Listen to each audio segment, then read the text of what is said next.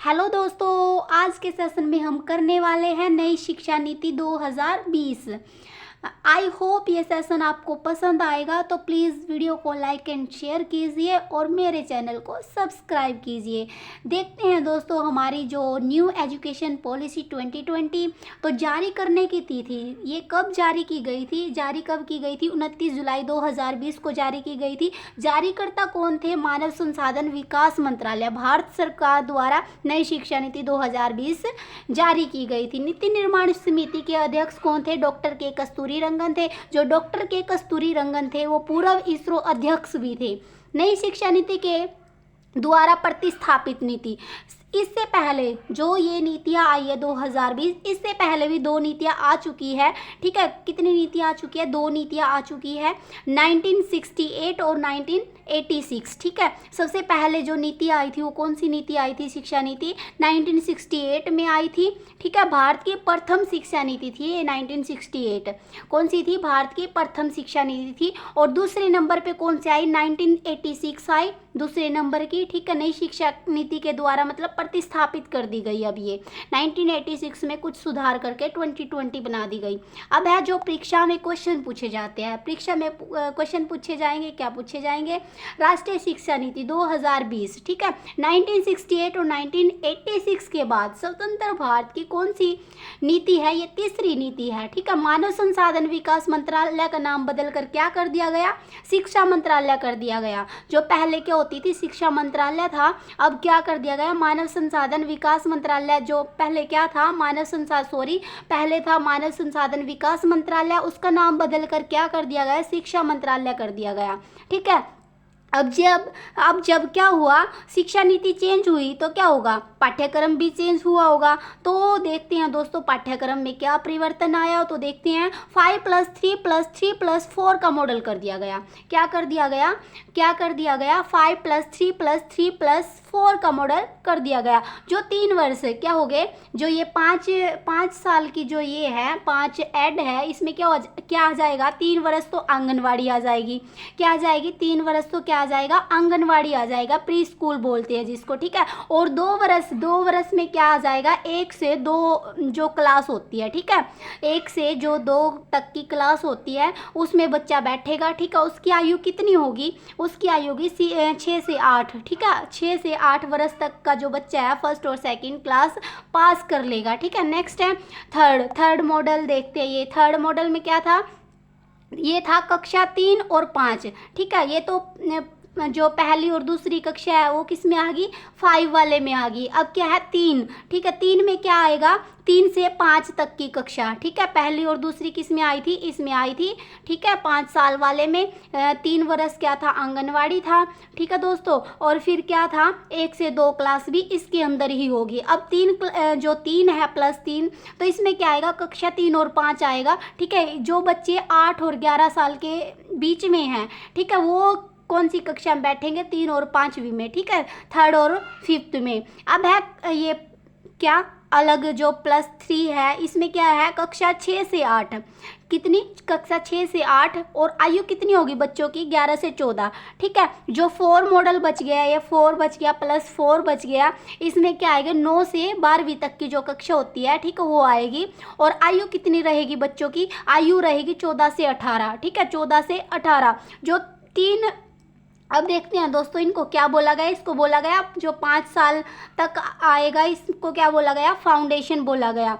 अब क्या प्राथमिक में जो आएगी, प्राथमिक कक्षा बोलती है जिसको, उसमें क्या आएगी? 3 से 5 तक की, मतलब पहली से 5वीं तक का आती है। लेकिन अब क्या हुआ? पहली और दूसरी किस में आ गई? फाउंडेशन में आ गई, प्री स्कूल में आ गई। ठीक है, लेकिन जो 3 से 5 तक की कक्षा वो किस में आ गई? प्राथमिक में आ गई। ठीक है दोस्तों, अब है 3, यह क्या? कक्षा 6ठी और 8वीं किसी की माध्यमिक कक्षा हो जाएगी। ठीक है, और 9 से 12 क्या हो जाएगी? सेकेंडरी। ठीक है, सेकेंडरी स्कूल हो जाएगा।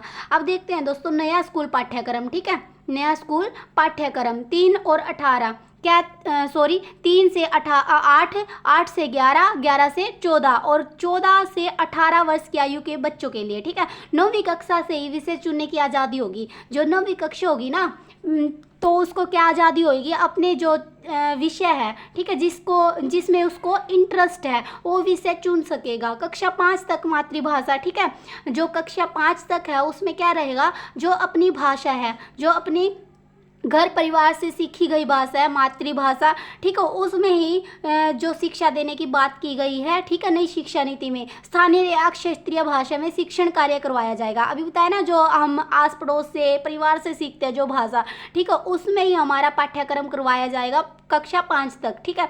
छठी कक्षा में क्या होगा, वोकेशनल कोर्स शुरू किए जाएंगे। क्या हो जाएगा, वोकेशनल कोर्स शुरू किए जाएंगे, ठीक है। नई शिक्षा नीति 2020 के अनुसार शोध करने वाले, ठीक है, शोध करने वाले के लिए स्नातक क्या होगी, डिग्री की अवधि को 4 वर्ष कर दिया गया, ठीक है। क्या कर दिया गया, 4 वर्ष कर दिया गया। लेकिन पहले क्या होती थी, तीन वर्ष तक होती थी ये जो स्नातक डिग्री की अवधि होती थी, लेकिन अब क्या कर दी गई, ये कर दी गई 4 वर्ष कर दी गई। अब है स्नातक पाठ्यक्रमों की पढ़ाई 3 और 4 वर्ष होगी। अब स्नातक में 1 वर्ष पूरा करने पर प्रमाण पत्र, ठीक है, 2 वर्ष पूरा करने पर डिप्लोमा मिलेगा और 3 वर्ष जिसने पूरा कर लिया उसको डिग्री मिलेगी। अगर 4 वर्ष पूरा करने पर क्या हो जाएगा, शोध के साथ डिग्री मिलेगी, उसको क्या मिलेगी, शोध के साथ डिग्री मिलेगी। नेक्स्ट है नई शिक्षा नीति 2020 में एमफिल क्या हो जाएगा, एमफिल को क्या कर दिया गया, समाप्त कर दिया गया। जो एमफिल कोर्स होता था उसको क्या कर दिया गया, समाप्त कर दिया गया 2020 की शिक्षा नीति के अनुसार, ठीक है। अब 4 वर्षीय स्नातक के पश्चात क्या कर सकते हैं हम, पीएचडी, ठीक है, क्या कर सकते हैं, पीएचडी कर सकते हैं, ठीक है। शोध कार्यों को बढ़ाना, क्या है, शोध कार्यों को बढ़ाने के लिए नेशनल रिसर्च फाउंडेशन का गठन किया गया। किसका गठन किया गया, नेशनल रिसर्च फाउंडेशन का गठन किया गया। स्कूलों से दूर हो रहे हैं जो 2 करोड़ बच्चों को क्या किया गया, मुख्य धारा में लाया जाएगा, ठीक है, मुख्य धारा में लाया जाएगा। जो बच्चे नहीं पढ़ते उनको भी स्कूल में भेजा जाएगा, ठीक है। शिक्षा पर सार्वजनिक ध्येय को बढ़ाकर क्या कर दिया गया है, जीडीपी 6% से बराबर करना, ठीक है। 6% है उसको क्या करना, बराबर करना, जो कि वर्तमान में कितनी है, 4.43% है, ठीक है। तो कितनी परसेंट करनी है हमने, ये 6% करनी है। कितनी परसेंट करनी है, 6% तक लेके जानी है ये। वर्ष 2030 तक स्कूलों में 100% नामांकन का लक्ष्य निर्धारित किया गया। क्या किया गया, 2030 है, जब तक क्या आएगा, 2030 आएगा, तो बच्चों का मतलब 100% जो बच्चे हैं उनका क्या नामांकन स्कूल में दर्ज होना चाहिए, ठीक है। वर्ष 2035 तक उच्च शिक्षा में पंजीकरण, ठीक है, 50% करना। जो उच्च शिक्षा है उसमें कितना, 50% अभी पंजीकरण होना चाहिए। स्कूलों में बोर्ड की परीक्षा वार्षिक के स्थान पर सेमेस्टर के आधार पर होगी। क्या पहले क्या था, वार्षिक वो होती थी, परीक्षाएं होती थी, लेकिन क्या कर दी गई, अब सेमेस्टर वाइज कर दी गई, ठीक है, सेमेस्टर वाइज, ठीक है। एक नई शिक्षा क्या है, एक नई एवं व्यापक स्कूली शिक्षा के लिए राष्ट्रीय पाठ्यक्रम रूपरेखा NCFSE, ठीक है, क्या NCFSE,